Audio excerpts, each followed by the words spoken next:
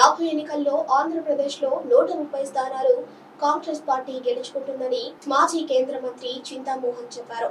ఆయన Nellore press club లో media సమావేశం ఏర్పాటు చేశారు. ఈ సందర్భంగా ఆయన మాట్లాడుతూ జనంలో బాగా మార్పు వచ్చిందని, అందరూ కలిసి కాంగ్రెస్ పార్టీని కోరుకుంటున్నారని ఆయన పేర్కొన్నారు. రాబోయే రోజుల్లో కాంగ్రెస్ పార్టీ అధికారంలోకి తప్పక వస్తుందన్నారు.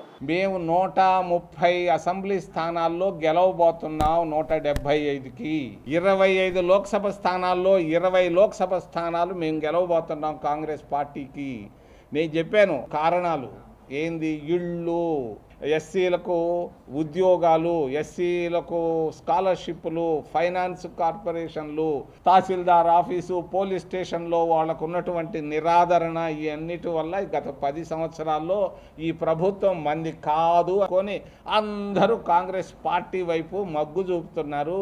ఇది గ్రామాల్లో పరిస్థితి. ఇంకొక విషయం కూడా మీకు చెప్పదలుచుకున్నాను స్పష్టంగా, బిజినెస్ కమ్యూనిటీలో కూడా మార్పు ఉంది. నేను దాదాపుగా కొన్ని వేల షాపులు తిరిగాను. ప్రతి షాపులో ఒకప్పుడు లేదు, వాళ్ళందరూ వేరే పార్టీల వైపు చూస్తున్నటువంటి వాళ్ళు కూడా బిజినెస్ కమ్యూనిటీ కూడా దగ్గరికి వెళ్ళి దండం పెడితే నవ్వుతూ మీకేనంటున్నారు. ఎందుకు అని అంటే జిఎస్టీ వాళ్ళని హెరాస్ చేస్తున్నారు. దీనివల్ల మాకు ఈ విధమైనటువంటి నేను ఒకటి చెప్తున్నాను, ఉప్పెన్లాగా తయారు కాబోతా ఉంది.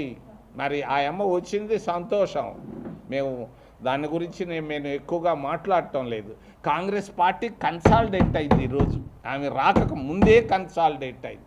కారణం, జగన్మోహన్ రెడ్డి దగ్గర ఎస్సీలు ఒక్క ఓటు పడదు, క్రైస్తవులు ఒక ఓటు పడదు, ముస్లింలు ఒక ఓటు పడదు, నిరుద్యోగులు ఓటు వేయరు.